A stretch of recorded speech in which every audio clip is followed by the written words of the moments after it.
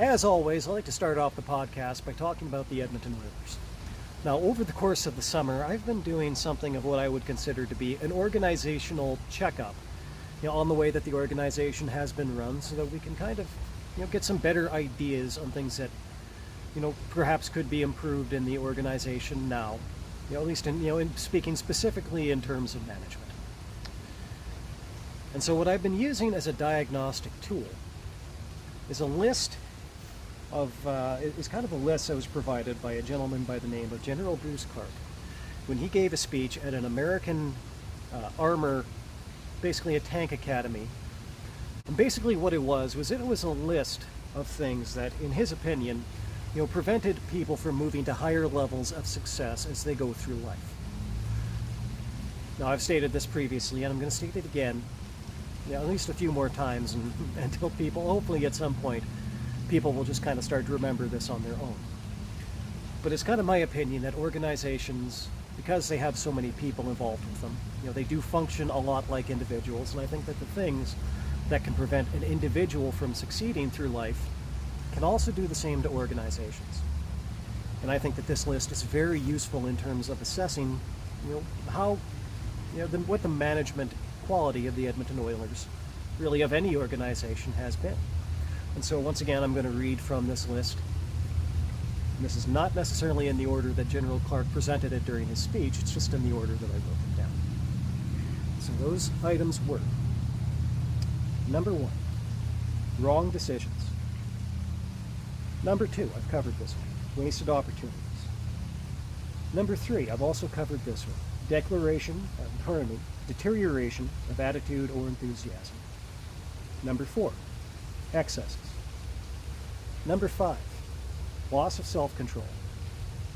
Number 6, and I'm going to address this one today, lack of honesty of purpose.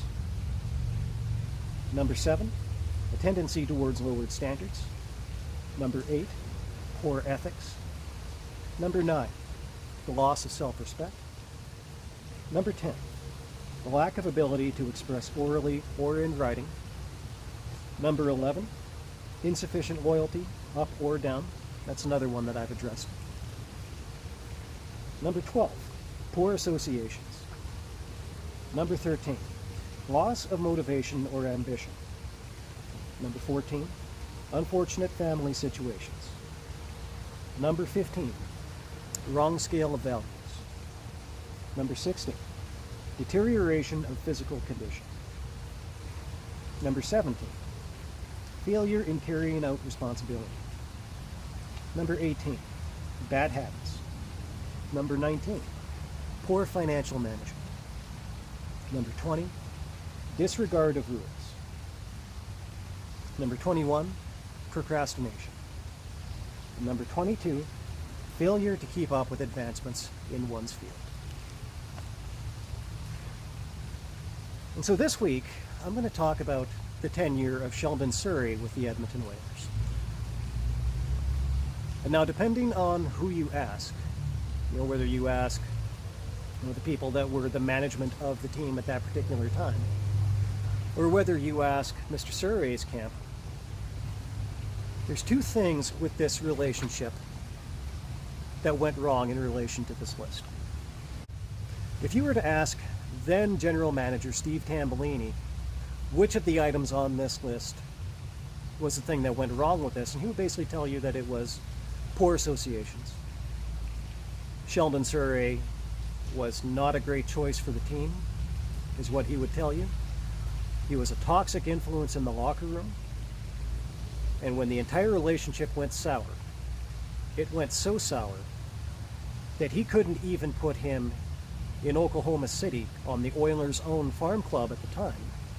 Instead, they had to lend him out to the Hershey Bears, because that was how critical it was that Sheldon Souray not have the opportunity to continue to influence the team's younger players. Now, for quite a while, that was something that a lot of people ran with. When the word came out that Sheldon Souray had requested a trade, that was something of a dagger in Oilers fans. Because just a few years prior to that, what we had was the Chris Pronger trade situation. And so immediately following the 2004-2005 lockout, the salary cap was put into place, and there was revenue sharing amongst the teams. And so the Edmonton Oilers suddenly saw their prospects in terms of the kind of players that they could have on this team transformed overnight. So they were able to go out and they were able to make a huge acquisition that year, prior to the start of the 2005-2006 season. So they traded Eric Brewer, Doug Lynch, and Jeff Waywitka to the St. Louis Blues, and they got back who was at the time the best defenseman in the world, and they got back Chris Pronger. Suddenly, the team whose fans had despaired, of things like free agency and things like that, and they looked at free agency and the trade deadline as a time when players left the team rather than joined the team. Suddenly, everything was transformed. Suddenly, now, there was a belief that now we could actually attract some of the best players in the world to come and play in Edmonton. Now, as it pertained to Chris Pronger specifically, that turned out to be a pipe dream. Because despite the fact that he had literally come within one goal, I mean literally when you actually look at the way that Game 7 was in the 2006 Stanley Cup Final, the Oilers were within one goal of potentially winning the Stanley Cup. But even despite that, Chris Pronger turned around at the end of that season and he said, I want out, I want to trade. And so the Oilers, they turned around, they traded him to Anaheim for Joffrey Lupul. Chris Pronger went on to win the Stanley Cup the very next year. And the Edmonton Oilers, they wouldn't even make the playoffs for another 10 years. Now, when Sheldon Souray signed with the Oilers, he was arguably the biggest star on the blue line in that entire free agent class. I mean, there are some people that might have leaned towards Wade Redden in that regard, but ironically, both of those players would actually wind up in the minors before the tenure of their contracts was up. But because of what had happened with Chris Pronger, fans were very sensitive to the notion of a player like Sheldon Souray demanding a trade from the team. And so a lot of people were willing to swallow what Steve Tambellini was telling them about the reason why Sheldon Souray had been sent, not even to the Oilers' own farm club, but to the Hershey Bears. Honestly, I can't even think offhand, whose farm club they were that year. But basically, he wanted Sheldon Souray as far away from the prospect pool as he could get it. And so that was the story as Steve Tambellini had told it. But it turns out that if you listen at all to the Sheldon Souray camp, arguably there was a lot more there going on. And what it actually came down to in that particular, if you listen to this side of the stories, it comes down to another one of these items: poor ethics. Because if what Sheldon Souray tells about what happened is completely true to form, then it was honestly one of the most astonishingly unethical ways that a team could possibly treat any player. Let alone one the caliber of Sheldon Souray. And so the story from the Souray camp actually goes all the way back to a fight that Sheldon Souray had with Jarome Iginla. And so he got into this fight with Jarome Iginla and broke his hand. And basically, they wound up having to be surgically repaired. And that wound up cutting his season real short. And realistically, at that time, that was actually the most that Oilers fans saw of this situation. And so what they didn't see of this situation was when Sheldon Souray's hand, after the surgery, when it became infected.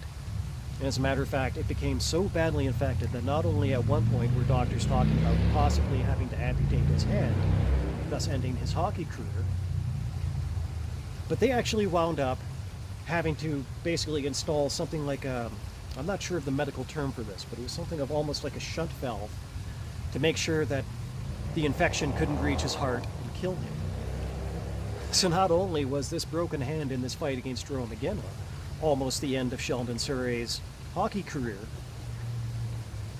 but it wound up almost being the end of his life. Now, those circumstances should have had any right-thinking human being, let alone a professional hockey general manager, very concerned for the well-being of their player. But if you believe this story as the Sheldon Souray camp told it, that wasn't what happened in this particular situation. Instead, Sheldon Souray received word that Steve Tambellini had basically been telling people that, Souray was milking this injury. That he didn't want to play hockey, and he just didn't want to fulfill the terms of his contract. And that is just a stunningly callous response, to a player that was, basically to a player being on their deathbed. One that I think that, a self-respecting fan base would never ever tolerate out of the management of a team that they happen to be a fan of. Now, in defense of Oilers fans, I know that I was, bordering on the rough side last week, with a particular segment of the fans. But in defense of the fans, I know that I, as a fan, I definitely didn't know that that was going on at the time. And I am very certain that a lot of fans didn't know either. In fact, I'm very certain that not a lot of fans knew about that, at the time, if any at all. Not only is that a stunningly callous way to treat a player in that particular predicament, but given the kind of responsibility that a team owes to their contracted player in that situation, I think that that is a slap in the face, to anything even resembling proper ethics in the management of a hockey team. So let's reel this back a little bit. Let's actually revisit Steve Tambellini's position on this for just one moment, where he said that basically, they made a bad decision when they signed Sheldon Souray, that he was a toxic influence in the locker room and he was the wrong choice for that club. It was a poor association. Well, here's the thing, is that when you go and you sign a contract with a hockey player, you are making that decision to associate with them. As for individuals, the same is true for organizations up to and including professional hockey teams. Poor associations are your responsibility. That's on you. So this was on Steve Tambellini. And so I honestly do think that regardless of what you make of this particular story, regardless of whose side you believe, whether or not you entirely believe either side of this particular story, I think it all comes down to one thing, is that one way or the other, it does come back to the lap of Edmonton Oilers management. Although I will add, just in closing, that, if you buy into the Souray side of this particular story and you think that it was, that Steve Tambellini had basically, done Sheldon Souray really, really dirty while he was basically at death's door, there are some obvious consequences to that, and to me, some of the things that we have seen in years since kind of suggests to me that maybe there's a stronger argument there than a lot of people might like to believe. Because if that's the kind of thing that goes on with a player like Sheldon Souray, that's not the kind of thing that's going to just stay with Sheldon Souray. That's the kind of story that is going to get around, amongst NHL players, amongst prospective NHL players. And that's the kind of thing that will make Edmonton a less attractive market for free agents. And lo and behold, that especially in the years since then, it has been perceived quite frequently that Edmonton is not an attractive market for free agents. Now, which of these stories actually is true? I'm not going to sit here and pretend that I know that, because quite frankly, I don't know that. But the only thing that I can say for certain is that regardless of which of the two is true, or if it's even any combination of the two, this does come back, as a story that really does not look very good on Edmonton Oilers management.